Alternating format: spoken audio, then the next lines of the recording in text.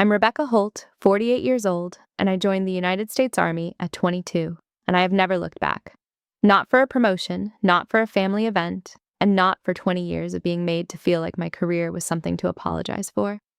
For 2 decades, I arranged myself around my family's expectations. Civilian clothes, back of the room, half answers at dinner tables. I told myself it was for them, to protect the peace, to let the people I loved have their moments without my career getting in the way. But when my nephew was commissioned at the very installation where I've served for 12 years, I did everything they asked of me, and the building's own security system made an announcement I never could.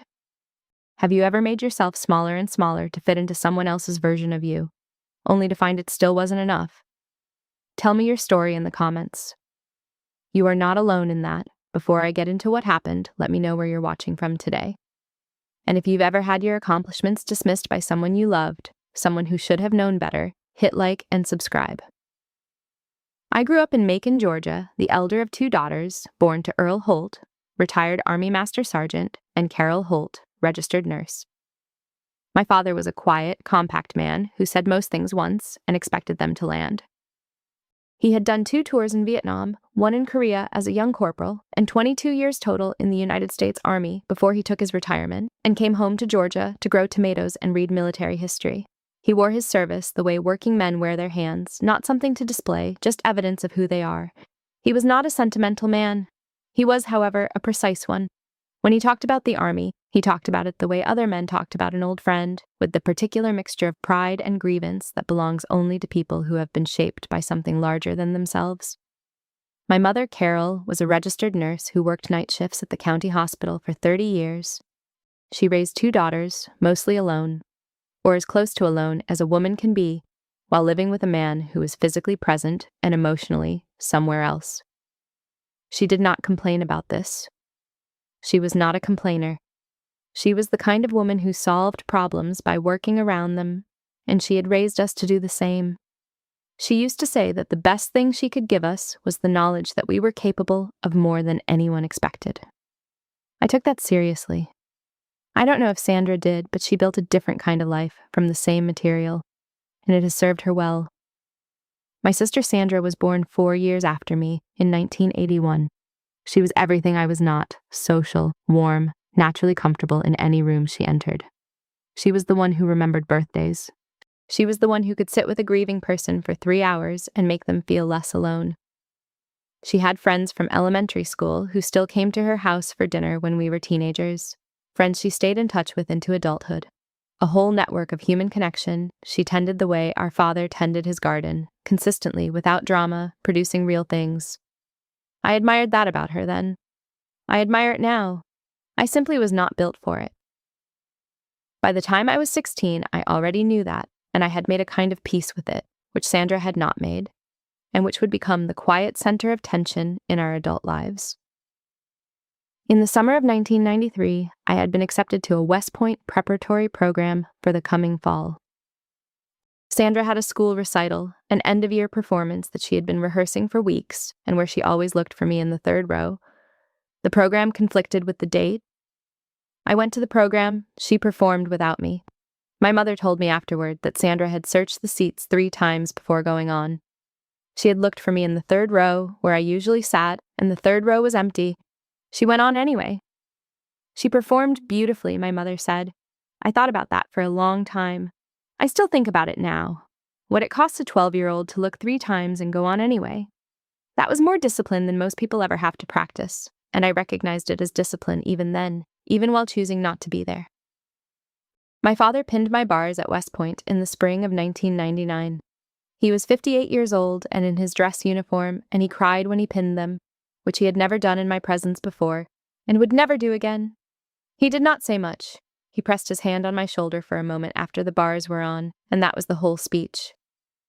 I understood it completely. Sandra was there, 19 years old, in a sundress, a little bored, a little proud, eating a sandwich someone had handed her at the reception. She took a photo and sent it to a friend on her phone while the rest of the family was still clapping. I loved her exactly as much for that as I did for anything else. That was Sandra. She did not know how to perform an emotion she was not fully feeling, and I respected that entirely, even when I was standing on the receiving end of it. I missed her wedding to Doug Forrest in the fall of 2001. I had a training deployment, a rotation I could not push, and I flew into Fayetteville the night before the ceremony and flew out the morning after. I sat with her at the hotel for 2 hours that evening. I gave her the gift. I hugged Doug, who was cheerful and nervous and already seemed like the kind of man who would grow into his life rather than arrive fully formed in it. Sandra was in her rehearsal clothes with her hair half done, and she sat across from me at the little desk and said, without looking up, "I just want one event where you don't have to leave before it's over." I told her I would be back. I always came back. She nodded and went back to her hair. A cousin stood in as her second bridesmaid at the last hour. I have never asked her whether she was angrier about the day or about the fact that I did not seem more broken by it. I was broken by it. I just did not show it in ways she could see. Kevin Andrew Forrest was born on February 1st, 2003. I was in Kunar province when Sandra called, a satellite connection that dropped twice in the first 40 seconds, her voice cutting in and out over 6,000 miles of atmospheric delay. She sounded exhausted and proud and a little frightened, the way new mothers sound when the whole architecture of their life has just shifted without warning. 7 pounds and 4 ounces.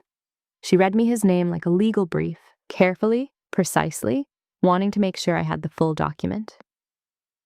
Kevin Andrew Forrest. I asked if he had hair. She said yes.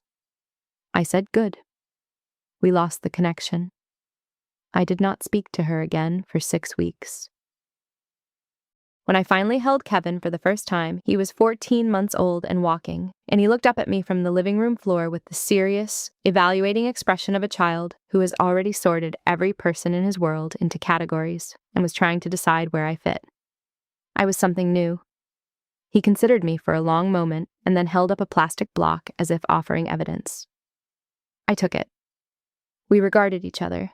That was our beginning. That was also the beginning of a long, unresolved question between Sandra and me that lived in the space between every conversation we had for the next 20 years. How much of what I owed her I had already paid, and how much was still outstanding. We never said that out loud. We said it in smaller ways, over many years, at many tables. In all the comments filed just below the line where I could challenge them. I want to say something about the nature of that kind of comment, because I think it is often misunderstood. The comments Sandra made over the years were not, individually, cruel. They were not designed to wound. They were the residue of a genuine grievance that had nowhere else to go. A sister who showed up late and left early and couldn't explain why, who missed the birth and the wedding and the recital and the graduation party and every other event that constitutes a life, and who offered in place of all that a kind of steady, distant competence that was impossible to argue with and impossible to feel close to. I understand that. I have always understood it.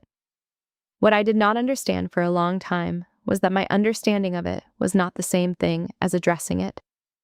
I had been absorbing it, processing it privately, and returning to the table unchanged. That is not the same as dealing with something. That is just very efficient suffering. The warning signs came slowly, the way they always do between people who love each other too well to end things clearly.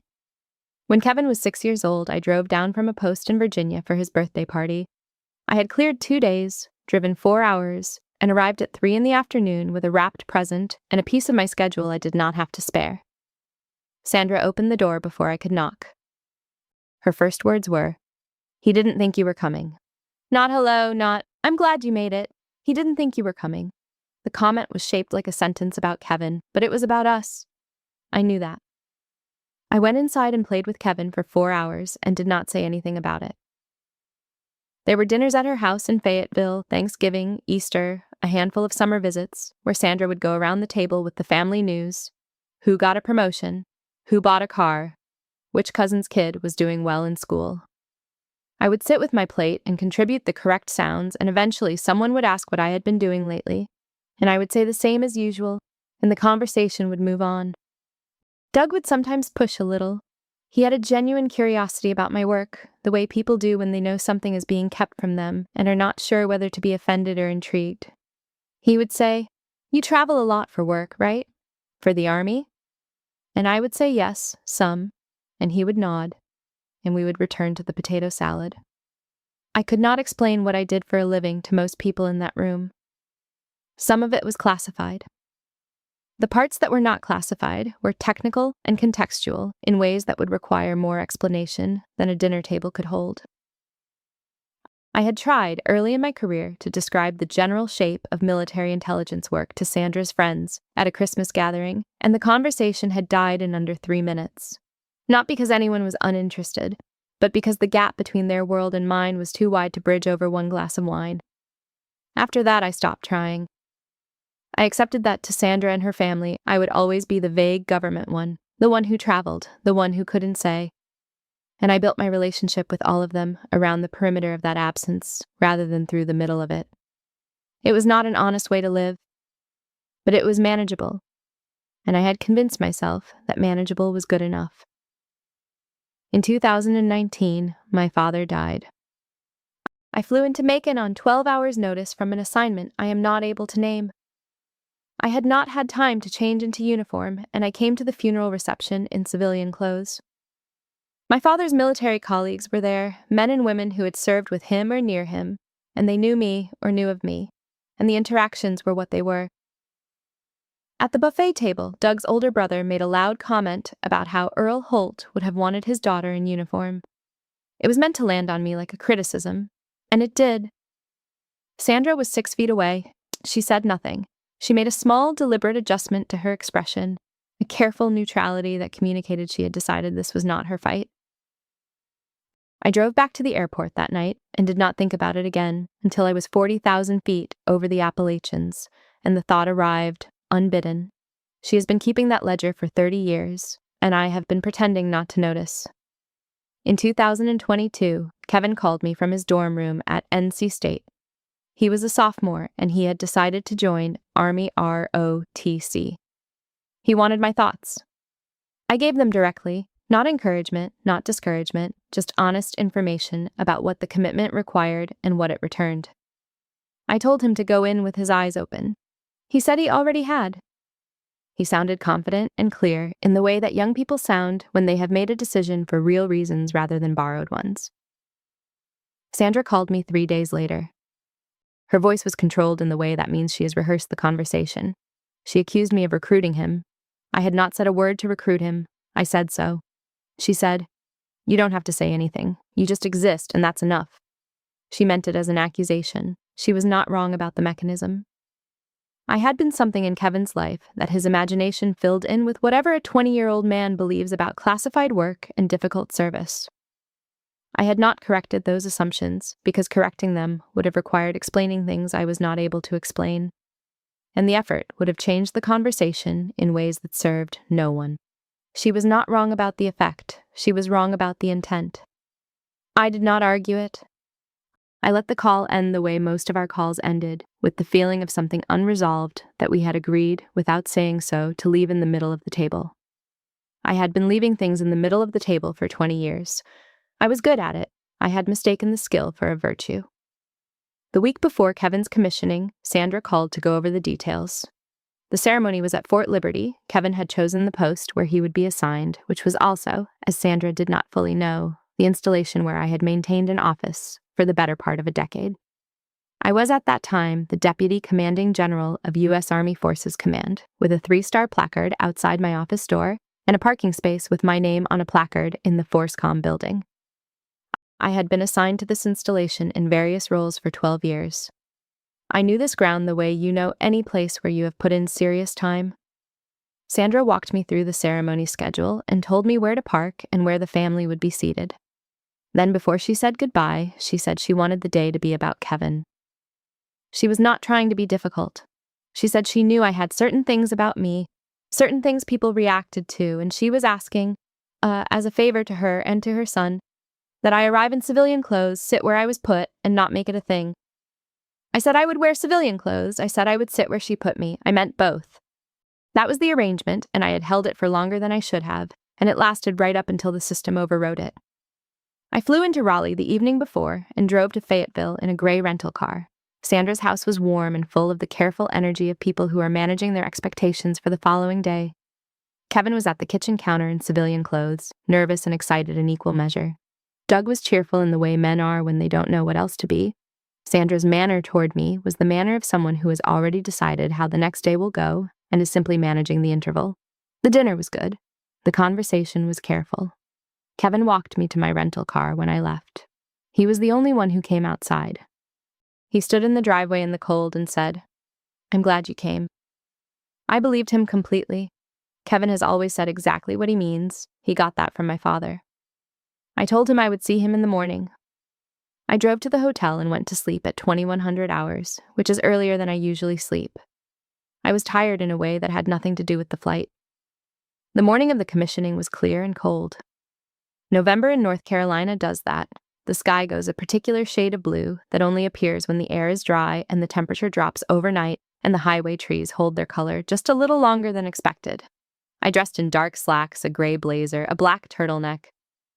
I had my keys and my phone and a single card in the inside pocket of my blazer. The card was my common access card, my military identification, the version issued for my clearance level, which is a special access program credential. On most standard readers, it processes cleanly. On some, it flags. The flag exists because the credential tier exceeds the standard reader's authorization level. I had simply forgotten to think about it, because I had not been thinking like a general officer that morning. I had been thinking like a woman who was late for her nephew's commissioning, which I was, briefly, because I had left a gift on the hotel desk and had to go back for it. I drove to Fort Liberty from the hotel on State Road 24. The main visitor gate was on that route. My usual entry point, the Forcecom installation access gate 2 miles east where the guards know me by sight, was not. I did not recalculate. I came through the visitor gate because it was there, and I had not been thinking about gates. The specialist at the gate was 21, maybe 22. He had the focused, unhurried manner of someone taking his post seriously.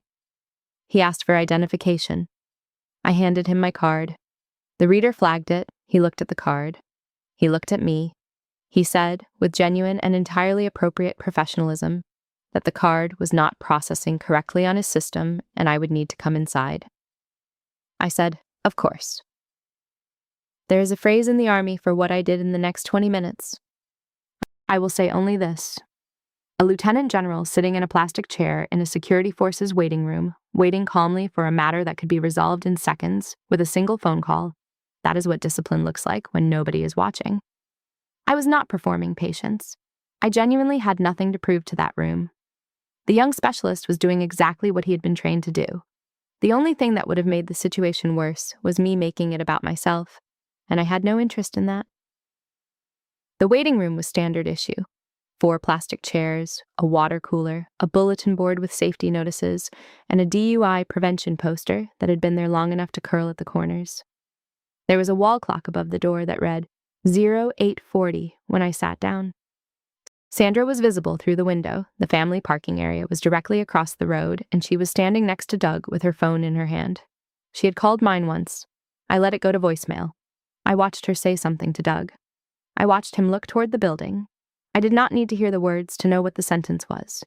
She had filed this under something I had done. Staff Sergeant Dana Pierce was the duty sergeant. She was thorough and professional. She tried 2 different readers. She asked for my driver's license. She made 2 phone calls and got transferred on both. My name produced nothing useful in the visitor management system because my civilian identity and my clearance credential existed in 2 separate systems that the standard visitor database was not designed to connect. She tried a third approach. Then she walked to the back of the room where the secondary verification terminal was mounted. A hardened system, a separate architecture, built specifically to process the category of credential I had handed the first guard. She slid my card into the reader. The terminal authenticated it. And then, before she could turn to read the display, the protocol fired. Every desk phone in that security building rang at once. There were 6 of them. The main office line, the Provost Marshal's direct line, the duty officer station, 2 watch stations, and the senior duty NCO extension. They rang simultaneously in that flat, institutional tone that institutional phones have, filling the room with a sound that was somehow larger than 6 phones should make. It is an automated protocol built into installations at a certain security tier. When a special access program credential above a specific classification level clears through a secondary terminal, the system notifies every relevant command post simultaneously. It is not an alarm, it is an information protocol. It exists because people who carry those credentials carry them for a reason, and the chain of command needs to know immediately when such a person is present on their installation. Pierce answered the nearest phone. She said her name in one breath, then she went still. Not the still of confusion, the still of someone who has understood something and is taking one careful second before reacting to it. The color left her face with some urgency. She straightened. Her free hand found the edge of the desk. She set the receiver down without hanging it up. She looked at me, then at the young specialist who was standing near the door, looking between us, then at the door itself. She said quietly and evenly, "Specialist, step outside." He looked confused. He went. She turned to me. She said it directly, without ceremony, the way people say things when they understand that the most useful thing they can do is not compound the error. "Ma'am, I apologize. The Provost Marshal is on his way." I said, "Thank you." Colonel James Ashby arrived 4 minutes later. He did not knock. He opened the door and assessed the room in the time it takes most people to say hello. He saw me. He addressed me directly. He relieved both Pierce and the young specialist from any further involvement in the matter with a single sentence, delivered without heat and without explanation beyond what was necessary. He crossed to the desk, retrieved my card, and returned it to me. He held the door. He said, "Ma'am, the ceremony begins in 50 minutes. I'll walk you in." He walked at my left shoulder the entire length of the parking lot. That is where a soldier walks next to a general officer, left shoulder, one step back, pace matched.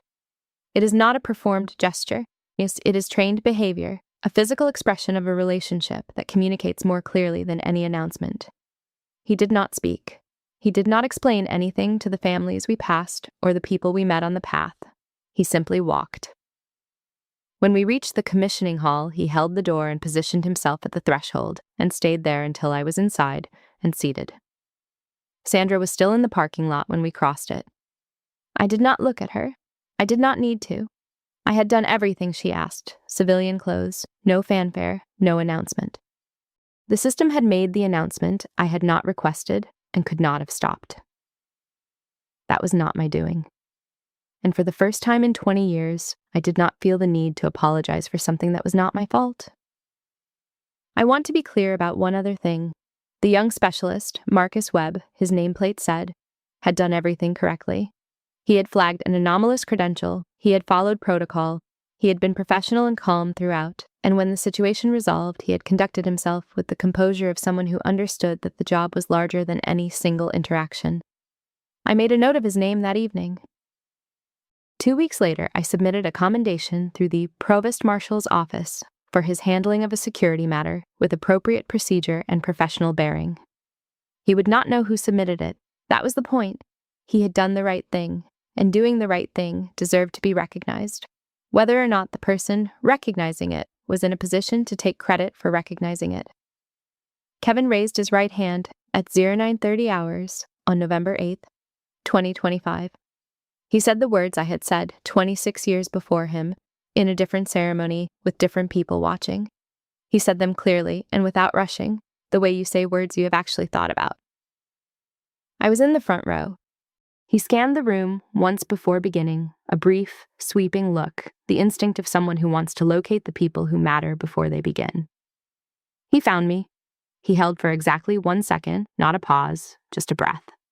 Just a moment of contact, and then his gaze returned to the flag, and he went on. I held as still as I could. Whatever he was looking for, I wanted it to be steady. The ceremony was everything it should have been. Kevin looked young and straight and serious in his dress uniform, with the slightly overwhelmed quality of someone who is trained for something and is now standing inside it and discovering it is real. When Sandra pinned his bars, she had asked to do it, which is the tradition, the person who means most to you completing the ceremony. Her hands were careful and deliberate, and her face had a precision about it that I had not seen in her before. She was fully present for that moment. She was not managing anything. She was just there, with her son, in the moment the whole day was built around. I was glad to have witnessed it. His friends from the university tried not to fidget in the family rows. Doug cried quietly, which I had not anticipated, which made me revise something about him in real time. Doug Forrest is not a demonstrative man. His crying at his son's commissioning was not a small thing, and I filed it away to think about later. Afterward, Sandra organized the family photos with her customary efficiency.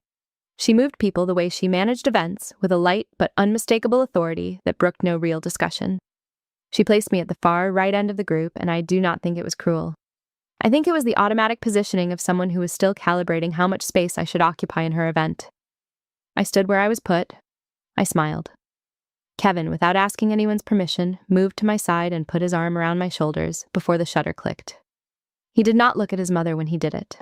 Nobody said anything about it. I stored it the way I store everything that matters, quietly, for later. Lunch was at a restaurant near the installation. Sandra was warm and social, with everyone at the table except me. With me, she was functional, correct, polite, minimal. Could you pass the water? What time is your flight? Did you want more bread? Doug talked about Kevin's battalion with the enthusiasm of a man who had been doing research he hadn't been asked to do. Kevin talked about his unit and his NCOs and the first weeks of duty. And when those topics ran thin, he turned to me and asked questions about ROTC, about the early years, about what it felt like to be new to the Army and not yet certain whether you belonged in it. I answered him honestly. Sandra listened to my answers without looking at me, which told me she was paying more attention than she appeared to be. In the parking lot after lunch, Kevin caught me at my rental car. He stood in his uniform with his hands in his pockets and asked me directly what had happened at the gate that morning. I told him it was a credential issue. Nothing dramatic. It got sorted out. He said the provost marshal had walked me in. He had heard it from one of his friend's fathers, who had been standing near the entrance. I said the provost marshal had been thorough. He looked at me with my father's eyes, the particular focus of a man who has heard a partial answer and is not done, and said quietly, "Come on, just come on." I told him that the credential I carried had a specific classification tier, and when it cleared through the secondary verification system, the protocol notified the installation's command posts simultaneously, and the provost marshal had responded to that notification appropriately, and the whole matter had been resolved with 40 minutes to spare before the ceremony. He was quiet for a moment. He chewed on that. Then, "What kind of credential triggers all the phones at once?" I told him it was the kind that meant he should call his mother and tell her he had a good day, because he had had a good day, and that was what mattered. He laughed, lighter than I expected, younger than he looked, a genuine laugh, and not a polite one. I had not made Kevin laugh in probably 5 years. I had forgotten what it sounded like. I held on to the sound of it for the drive back. I sat in the hotel room that evening in my blazer with the lights on, not reading or working or moving. Not grief, not triumph. Something below both of them, a quiet I did not fully recognize, which I have come to understand was the quiet of finally not pretending. I had stood in a parking lot in civilian clothes while a colonel walked at my left shoulder, and I had not apologized for either thing. The world had continued rotating anyway. I reviewed the day once, methodically, the way I review any operation after it closes. Kevin's face when he found me in the front row, Sandra's hands on his bars, the sound of Doug crying, Kevin's arm around my shoulders in the photo, 6 phones ringing simultaneously, Colonel Ashby's pace beside me across the parking lot. I put the phone on the nightstand and went to sleep with the lights off and felt, for the first time in a long time, that I was exactly where I was supposed to be. There was one more thing I carried out of that hotel room that I did not expect to carry. Kevin, in the group photo, had moved without asking. He had not looked to Sandra for permission. He had not looked to me either. He had simply moved, the way you move toward something you have already decided. 22 years old, and he had made a choice about where he stood. I thought about that for a long time. I thought about what it meant that he had made it without hesitation, and what it would have cost him to make it differently, and whether he knew any of that in the moment. I do not know the answer. I know that the photograph exists, and that in it, his arm is around my shoulders, and neither of us is looking at his mother. That is its own kind of record. 2 days after the commissioning, Sandra called. She opened with logistics. How was the drive back? Was the flight on time? She is very good at logistics. She spent 4 minutes on them. Then she got to it. She said people had been talking at the ceremony, the provost marshal had walked me in, and people had asked questions, and she had not known what to tell them. She said that was the whole problem. She never knew what to tell people about me. That for 20 years she had been making up answers, and she was tired of it. She said that people at the ceremony had asked if I was someone important, and she had said something vague and it had embarrassed her, and she wanted me to understand that my career was not neutral, that it followed me into rooms whether I invited it or not, and that the rooms were hers. I said I understood that. She said she thought I had come through the wrong gate on purpose, that I had staged the incident to remind everyone who I was. I told her that I had come from the hotel and the visitor gate was on my route, and I had not thought about which gate I was using because I had been thinking about being on time, which I had been. She said, "You never do, it just always happens." I have kept that sentence. I have turned it over many times since. 20 years of a particular kind of judgment, distilled into 9 words, filed neatly under the passive voice. As if the credit belonged to the circumstances and the blame was mine alone. I did not argue it in the moment. I let the silence settle. And then I said something I had been composing for most of my adult life. In fragments, at various tables, in conversations I had decided not to have. I told her I had spent 20 years making myself small at family events, that I had worn civilian clothes when I could have worn my uniform, that I had sat in the back when I could have sat in the front, that I had deflected questions, changed subjects, absorbed pointed comments without response. All of it for her, to protect her peace, to give Kevin a normal family event that wasn't organized around managing perceptions of his aunt. And I told her it had not worked. She was angrier at me now than she had been at the beginning. The arrangement had not protected anyone's peace. And I was finished maintaining it unilaterally. She said that was not fair. I said I knew she believed that. The call ended. There is a quality of silence that follows a conversation where both people have said the true thing for the first time in a long time. It is not comfortable. It is not warm, but it has a cleanness to it. The feeling of a wound finally acknowledged rather than dressed over and pretended away. I sat with the phone in my hand and felt something I recognized as clarity. I did not call back. I did not send a softening text. I returned to work. There is something I want to say clearly because I do not want it to get lost in everything else. I did not call Sandra back because I had nothing left to soften the conversation with, and softening it further would have been dishonest. I had already spent 20 years softening things. I had apologized, implicitly and sometimes explicitly, for things that were not my doing, in rooms where I had done nothing wrong, because the relationship required it. The relationship had not improved. The ledger had not balanced. The accommodation had not produced the outcome I had been accommodating toward. Clarity, when it arrives, has a quality of inevitability about it. Not the aggressive kind, not the kind that wants to punish, just the quiet conviction that things have to change, or they will not get better. That was what I was sitting with. That was what I took back to work with me. Kevin filled the space Sandra left.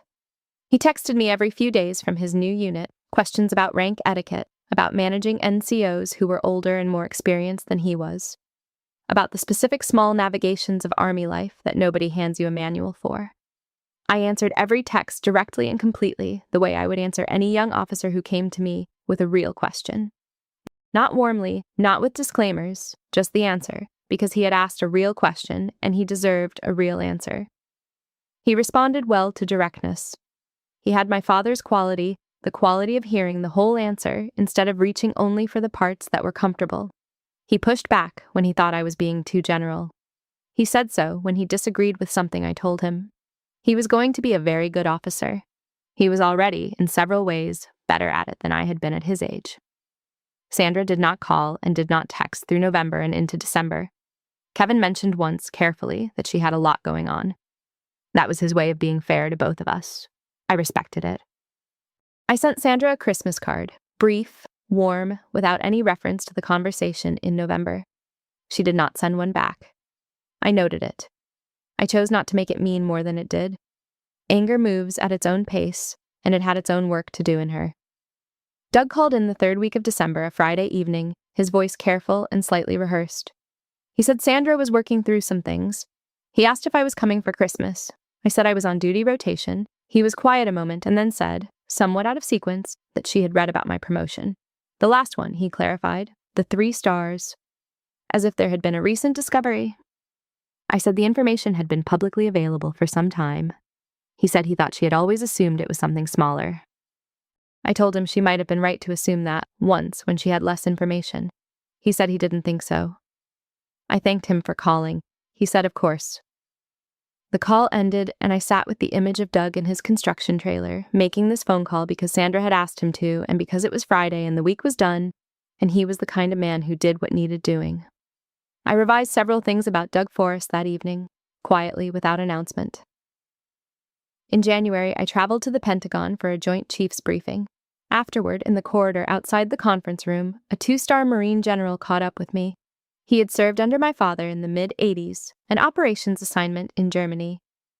He said MSG Earl Holt was the best soldier he had ever worked with, and he shook my hand like he meant it and walked away before I could answer. I stood in that corridor for a moment longer than I needed to. I thought about calling Sandra to tell her about it.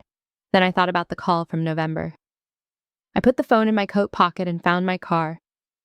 I drove past the main visitor gate one January morning on my way to a PT run. Same guard shack, same reader, a different specialist. I drove past without slowing down.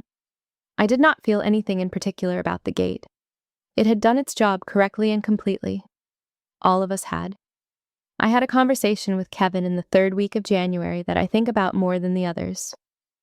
He had texted me about a conflict with his first sergeant, a procedural disagreement that was really a question about how much a young officer should push back on a senior NCO who was technically wrong about a specific process. I told him the answer directly. You document the right process, you escalate once through proper channels, and if you get overridden, you implement the decision with full effort and note the outcome. He wrote back, "That seems like it leaves you with a lot of losses." I said, "A loss on record is different from a loss that never happened." He thought about that for a day. Then he wrote, "That's how you've been doing it your whole life, isn't it?" It was not a question. I did not answer it. But it was accurate, and I was glad he could see it. The record was there. It had always been there.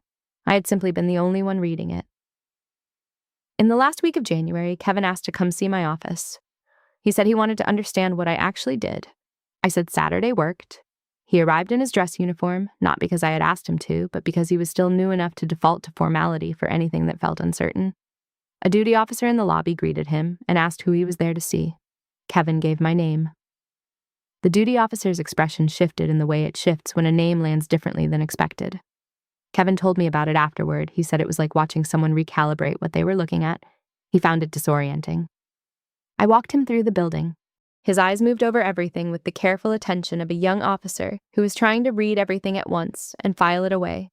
He stopped at a unit photograph on my office wall, faces obscured, location removed from the metadata, and asked where it was taken. I told him. He went quiet for a moment. He asked, still looking at the photograph, "Does my mom know about any of this?" I said she knew the broad strokes. He said, "Does she know you've been here 12 years, that this is your installation?" I said I was not sure she had wanted to know. We sat in my office with coffee, and he asked the question he had been building towards since the parking lot in November. He asked why I had never just told people who I was. At the dinners, at the funeral, at the commissioning. I told him it always changed the thing I was trying to show up for. The minute my career became the subject, I stopped being his aunt and became something to manage. I had made a calculation every time that being present mattered more than being accurate. And I had held that calculation past the point where it was serving anyone, including me. He thought about that for a while. I let him. He said, "Did it work?" I said, "Not particularly." He laughed, that light, younger than he looks laugh. Something was building in Kevin that I recognized from my own early years, a particular quality of attention, a willingness to sit with hard answers, the discipline not to reach for the comfortable interpretation when an accurate one was available. He was going to be a good officer. He was already, in certain ways, better at this than I had been at his age. He told me, before he left, that he was proud of me. He said it simply, once, the way my father would have said it. I told him to save that for when I retire. He said he would, but he was saying it now anyway. Sandra called on his birthday, February 1st. Not angry, not prepared.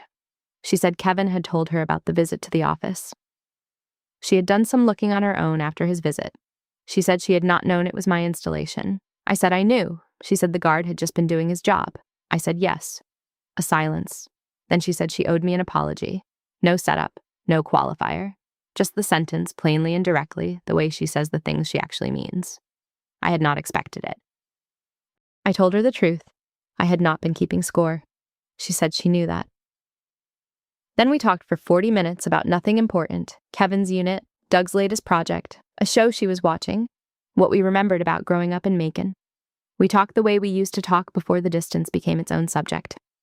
I sat in my quarters with the lights on and held the phone and did not want the call to end. Something had loosened. After 20 years, something that had been pulled very tight for a very long time. I sat in my quarters that night without doing anything purposeful.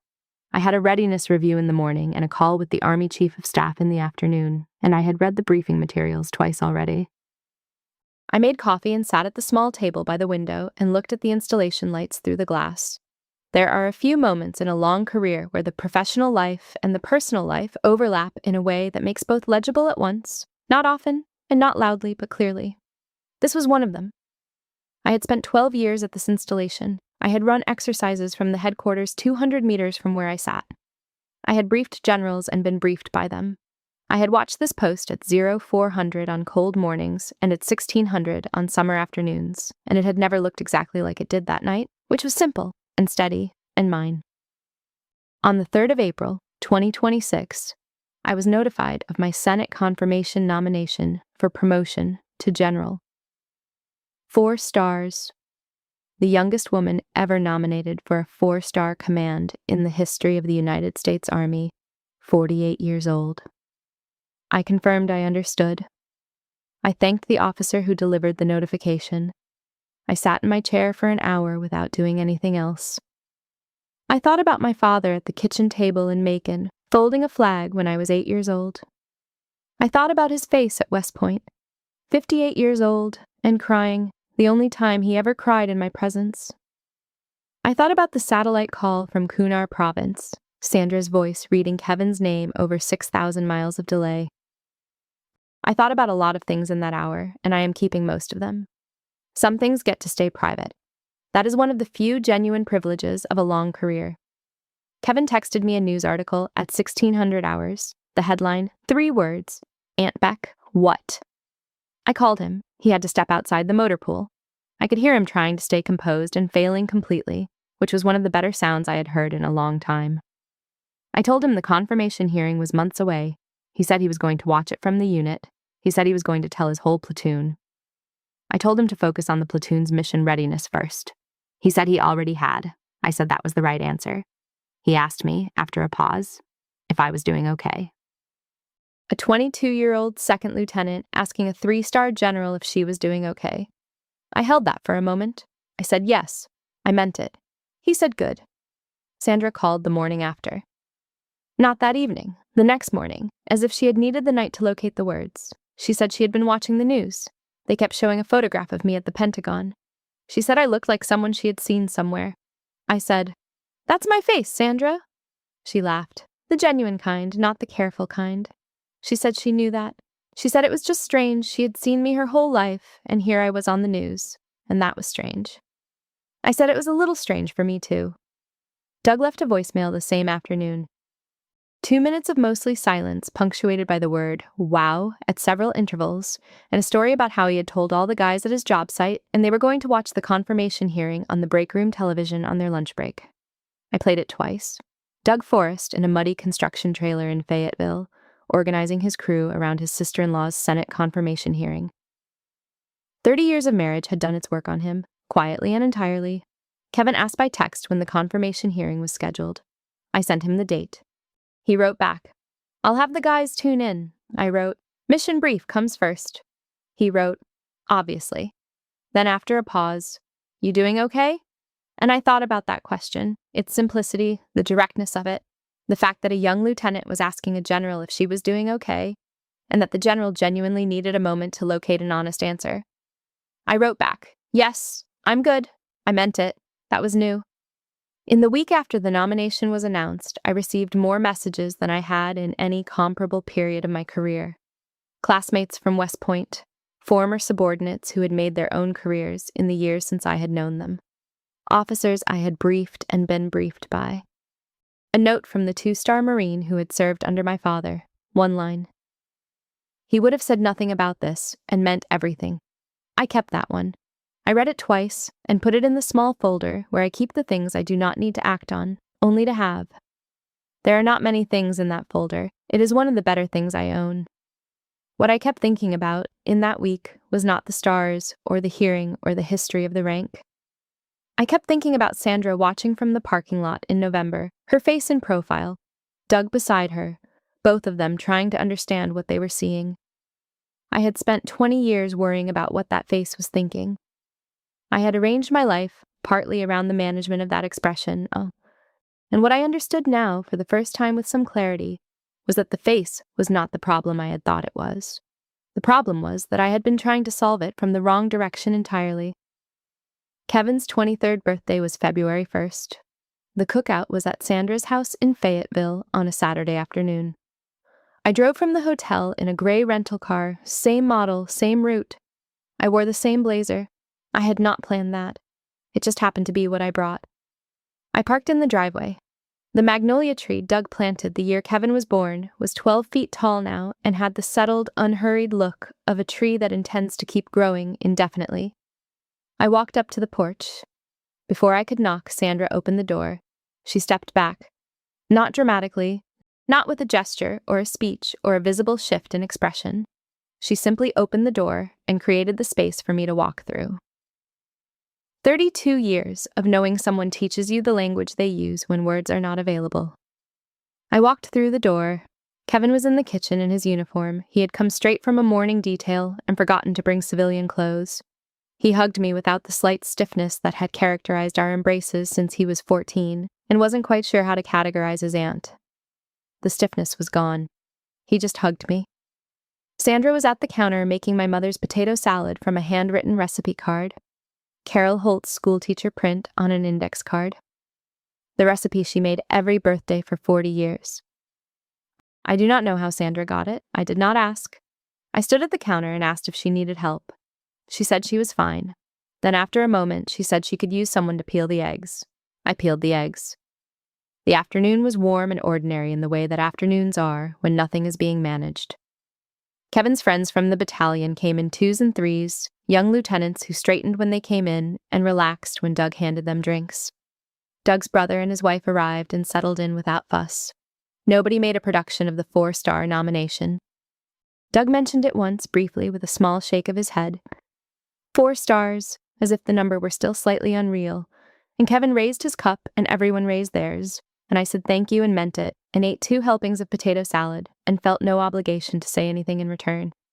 That was its own kind of freedom. In the late afternoon, when the temperature dropped and the others drifted inside, Sandra and I sat on the back porch with coffee. The yard was quiet, a neighbor's dog somewhere nearby. A long moment passed between us without either of us moving to fill it. She said, "He's going to be good at this." I said, "He already is." She said he had my eyes. She said she had always hated telling me that. I said I knew. She set down her coffee. She looked at the magnolia tree. She said she was sorry about the commissioning. Not just the thing at the gate, she said. All of it. The whole day. The way she had arranged it and what she had meant by the arrangement. Some apologies need a neutral third thing to look at. I accepted it the same way she offered it, without ceremony, without turning it into more than it was. An acknowledgement between 2 people who had been having the wrong version of the same argument for 20 years, and who had both finally, separately, understood that. I told her I knew she had not meant to be unkind. She said she knew that wasn't an excuse. We sat with that for a moment, and it was not uncomfortable. That was genuinely new. We went inside when the air turned cold enough that staying was stubbornness, rather than comfort. I sat at the kitchen table while Sandra cleaned up, and Kevin showed me photos of his platoon at a training exercise, and Doug asked me something about Army engineering that had nothing to do with anything, and I answered it at length because he was trying, and trying deserved to be met. I said my goodbyes at 1900 hours. I hugged Kevin, who said see you soon and meant it. I hugged Doug, who patted my shoulder the way men do when a handshake doesn't cover what they want to say. Sandra walked me to the door and then past it to the top of the porch steps and stood there in the cold without saying anything else, just watching me walk to the car. I have spent my career measuring distance, between units, between objectives, between the officer I was commissioned as and the one I became through 26 years of work. The distance between my sister's porch and the rental car was 32 feet. I measured it without meaning to, the way you always measure things in your field of expertise. It was the shortest distance I had traveled in a very long time. I had arrived at my sister's house at 11 in the morning and left at 7 in the evening. 8 hours, In 8 hours, I had peeled eggs and eaten potato salad and talked to young officers about their NCOs and sat on a porch in the cold with my sister and said nothing particularly important. No speeches, no confrontations, no dramatic resolution. Just 8 hours of an ordinary day, shared between two people who had been doing it wrong for 20 years and had decided, without quite saying so, to try it differently. That is what repair looks like, most of the time. Not a single moment, not a conversation that fixes everything. Just an ordinary afternoon where neither person is managing the other, and the magnolia tree is 12 feet tall, and someone makes your mother's potato salad from the right recipe card.